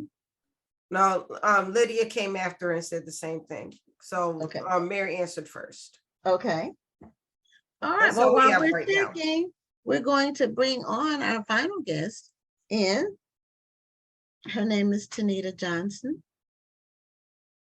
And she's an author as well as a book coach. And she encourages people to get their books done. That's another thing that made her laugh, because that's what she posts on Facebook. She'll say something like, you got a snag in your stockings because your book ain't done yet. That's funny. I like that. I just made that up, but she'll post things like that to encourage people. And in other words, you need to, if you want to do a book, you need to get started. The book is not going to write itself. So I like your house, Tanita. Thank you. Prophetically, right? yeah, speak it into existence. Yes, you got to see it before you see it. Exactly. Yes. Well, thank you. I'm glad you were able to make the timing work for Yes. your travels, and my condolences for the services that you had to attend. I know it's Thank challenging. You have back-to-back deaths in your family or loved ones.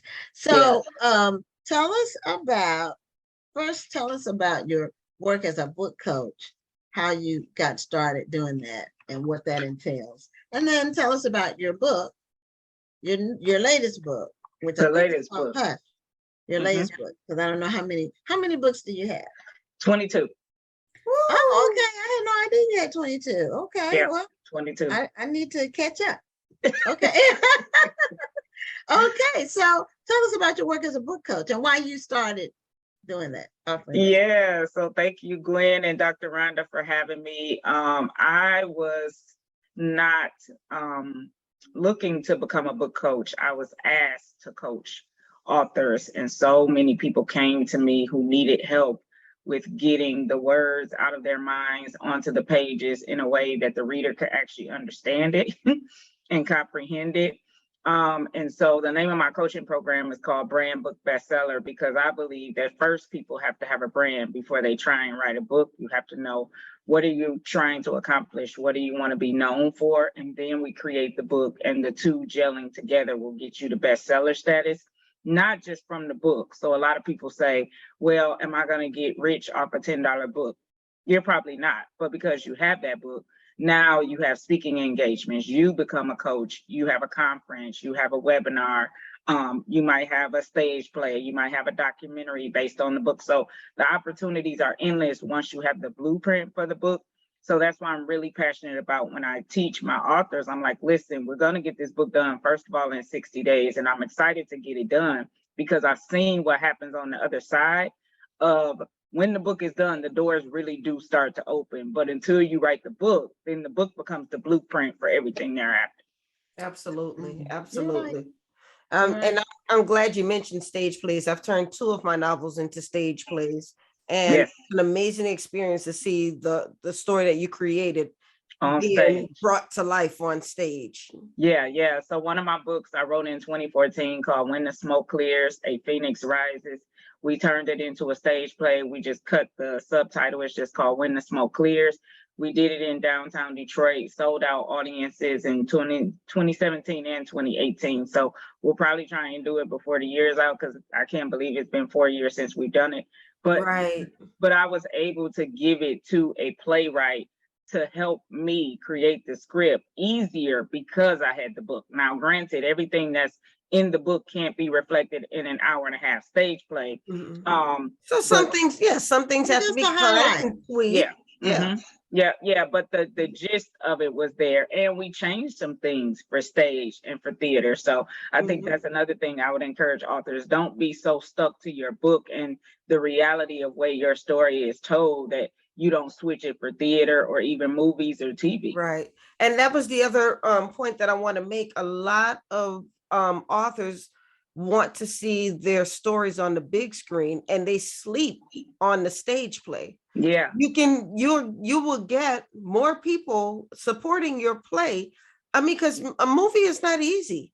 And you can spend all that money on a movie and try to get it on the Tubi, and only a few people are going to watch it. That's right. But if you do a stage play, you can get hundreds of people to watch it at one time. And you never know, one of those hundreds of people may give you that movie deal. That's right. And people love live entertainment. I mean, I know we were shut down for COVID for a little bit, but now that things are opening back up, there is nothing that can transfer, nothing that, I mean, yes, Zoom is good, Facebook Live is good. But it's not the same. There is nothing that can compare to being in a room, in a theater with actors live on stage. Yeah. And they laugh in the right places and cry in the right places. Yeah. And my stage play was one of those where they say you go beyond the veil and they actually interact with the audience. So the audience was part of my show. So that made it even more intriguing. Awesome. Yeah. So now are all of your books nonfiction, or it's a combination? Nope. So all of my books are nonfiction. I'm actually working on my first fiction book ever. So 22 nonfiction. First book ever. I'm working on a fiction book called Family Secrets, which is about breaking generational curses around sexual abuse. A lot of the work that I do, a lot of the writing that I do, of course, we're going to talk about the book Hush. As you can tell, is centered around healing from sexual abuse. Okay, that's a good title. One word titles are good if they can stand alone on the topic. And Hush, that's a good title for that topic. Yeah, because we've been taught for so long to just hush. Yeah, and keep it at whatever happens at home. You keep it at home, but not if it's abuse. And see, I have a script for a short film, and it's called What Happens in This House. But I took off the part stays in this house. It's just what happens in this house. Yeah. Okay. Yeah. And it's a play on words, because we think about the physical house, but the truth of the matter is that our inside is our house, and that is being deteriorated at the same time. For sure. Not just the physical house. Yeah. You're right. Yeah. It's spiritual. Then that goes on the inside, what happens to you. And what happens to you as a child, that stays with you forever. Yes, it doesn't go away. You might learn how to deal with it, but it doesn't go away. It doesn't go away. It could be good or bad. Yeah, I think a lot of people choose to either sweep it under the rug, or the mind is very, very intelligent, and so the mind will do things to protect us. So some people's minds, it just locks it away in a safe box somewhere, and they forget that it even happened until they're triggered again and they're ready to deal with it, and it comes back up. It may be 30 or 40 years later, but there was a period of time in my life when I actually forgot that it even happened. Like, I just didn't remember. Yeah. Some experiences are too painful to keep in the front of your mind. You have to have them deep in your subconscious. It's in the subconscious. Something will trigger it, like you said, that conjures it back up. Right. So what do you do for authors in terms of the book coaching that you do for somebody who's watching all of our shows are archived. Mhm. So we're on all the podcast platforms as well as YouTube channel. So they're viewed by a lot of people. So what do you do for people who want a book coach?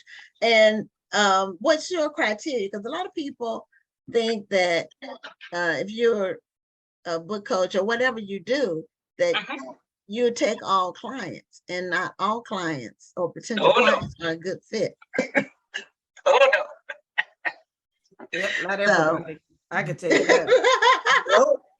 They're Yeah. not always a good fit. So They're not. They're not. So when I'll tell you my ideal client. Let's just start Okay. there. So Okay. the name of my coaching program is called Brand Book Bestseller. It's a 60-day accelerator to help people get the one book that's centered around their brand, written in 60 days. My ideal target market is Christian women who are speakers and coaches. They already have a brand, but they don't have a book centered around that brand particularly. Okay. So if you're coaching on identity or you're coaching on forgiveness, I'll use forgiveness because I have a coach who came to me. She was already coaching on forgiveness, but she didn't have a book. But she had a 7-step process to easily forgive in, let's say, 60 days. So Okay. her book is on forgiveness, and it's her framework for forgiving in 60 days. But she didn't have a book written. So she went through my program. And Okay. then we went through the publishing process. So that's Okay. what that program is for. If people want me to actually help them write it one-on-one, that's my ghostwriting program. That's not even coaching, that's ghostwriting. That's me interviewing you, and pulling the meat out, and I'm writing it and spitting it back to you. Like, here, review this and let me know if you approve it. So totally different price points. And one is done with you while another one is done for you. For you. Well, Yeah, the funny I've thing done some about ghostwriting, but it's not for Well, me. the funny No, thing about sometimes it's ghostwriting not is that for you. people think that they can just say, okay, this is my idea, you have at it. Mm-mm. Yeah, that's why I Yeah. don't do it anymore. It's not. It's I mean, it's some people are good, and people don't realize how expensive it is. that's a lot right. of times when you quote a price for what they want, they tell you what they want, and you give them a price, they're like, whoa, yeah, Right. because time is money, and you're a professional, and you need to be paid. Yeah, as a time professional. is money. And so I tell people, it usually takes me anywhere from 3 to 6 months. I'm working with a client now out of LA, and we know going into the project, it'll probably take us a year. My price point is between 20 to 25K because you're going to take up a year of my time. And at the end of the day, I get no royalties on the That's book. what I'm about If to you're gonna say. make a movie, You're gonna put Exactly. all this work into that book. You're not gonna get anything for it. The book Anything And your but name, the your name 25. isn't on it because Your you can't name say is you not on wrote it. it. So you- Right. They want you to think Yeah. they wrote it. So yeah. But no, Right. but that's what it is. That's what ghostwriting is. So That's what That's why ghostwriting is. You know, So they my going point, into it. my point is, your price is your price, but I think a lot Yes. of people don't realize how much goes. They don't into it. realize how much Right. work They don't goes think into about it. the research. They don't think about the time. interviews. Yeah, the interviews. And then you still You have still got to write it. transcribe it. Yeah, you still have to get it edited. you have to That's a lot of organize money. it into a book. Right. A beginning, a middle, and an end has to be a Yeah. continual.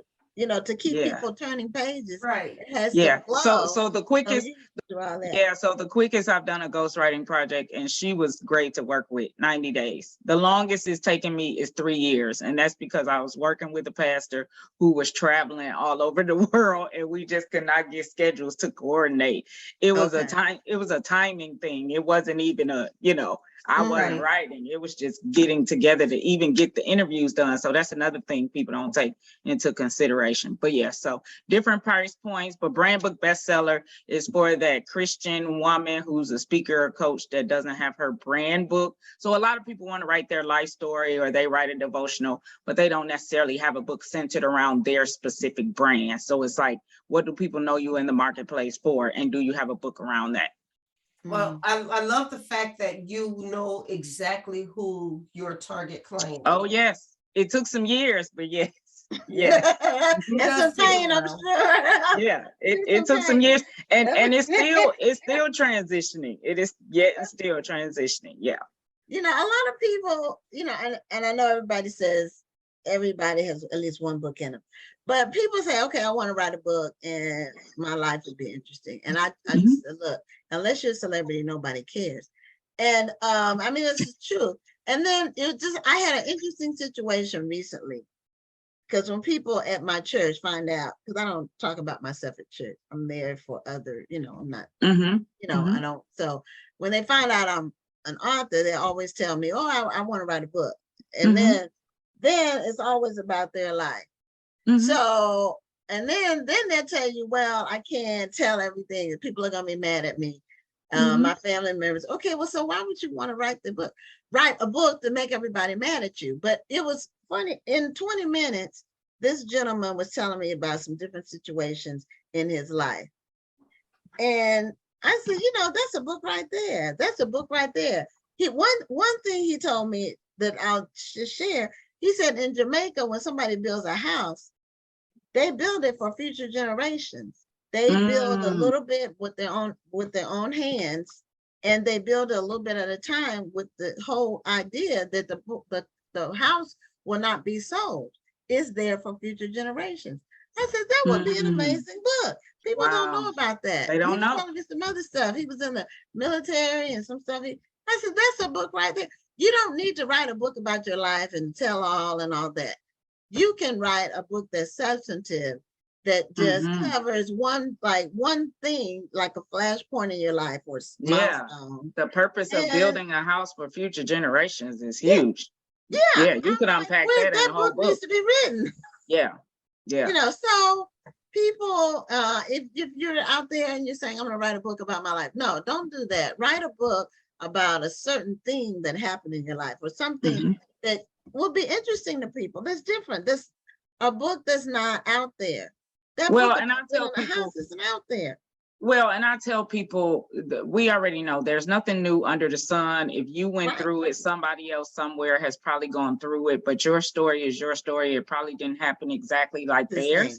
But what I tell people is you need to write about those transformational moments. So if you got a diagnosis from cancer, or you lost a child, you lost a spouse, and like I always tell people, the very first thing when people come to me and say, well, I want to write a book, I'm like, particularly about my life. Okay, great. You want to write a book about your life. Why?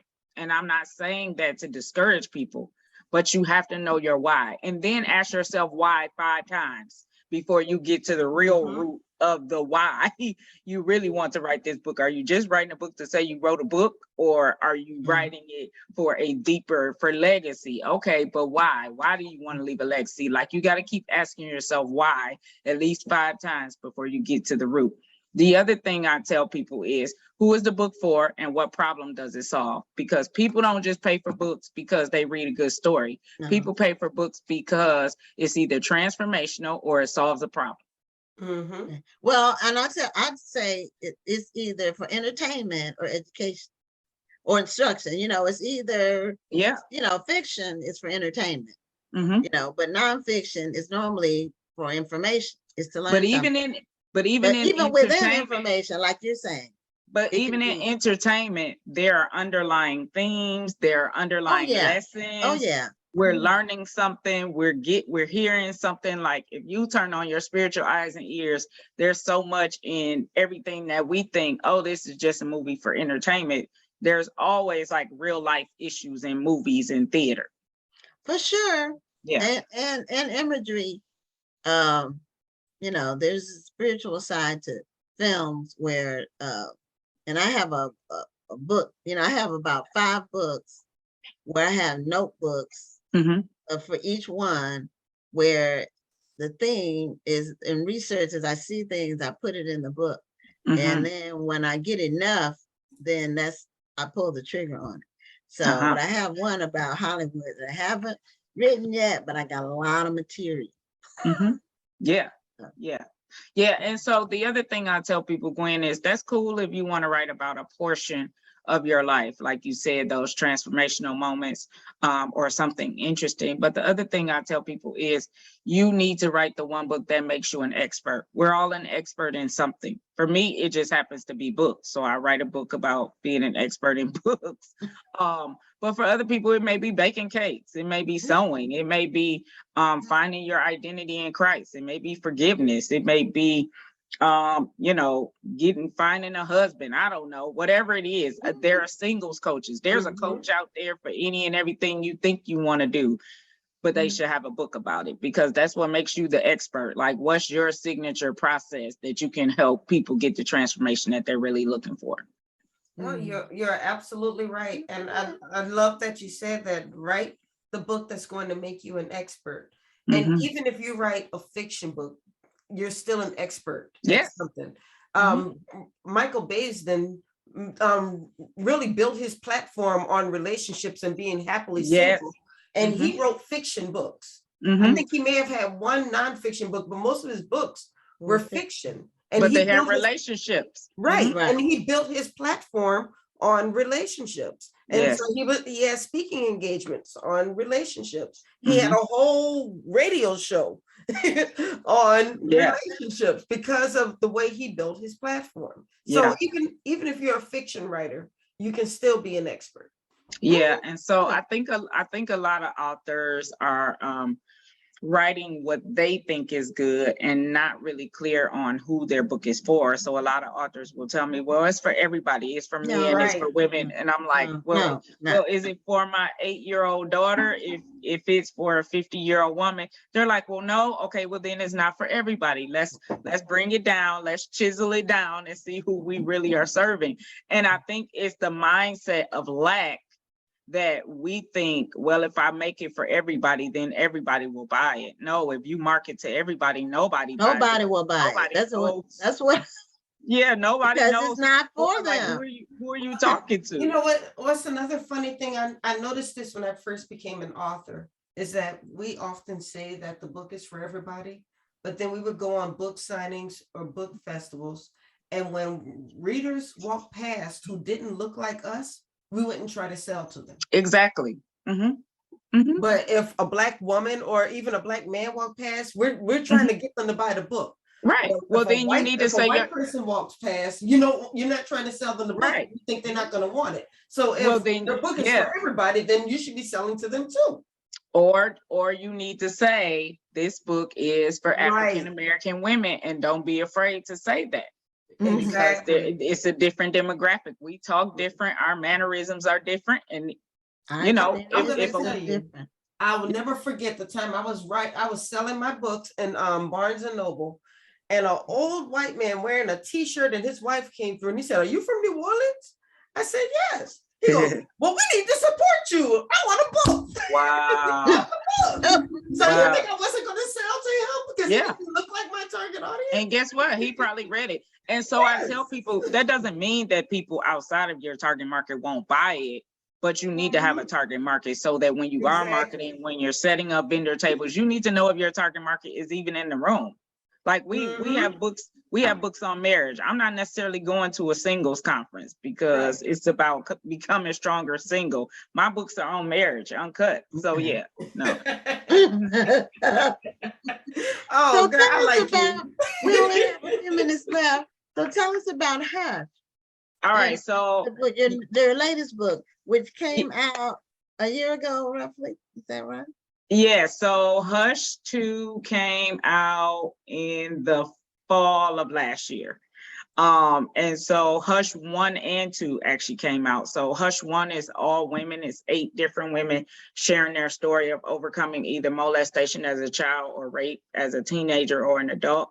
Book 2, I was fortunate enough to get 4 Black women and 3 Black males to come forward and talk about sexual abuse, which is unheard of.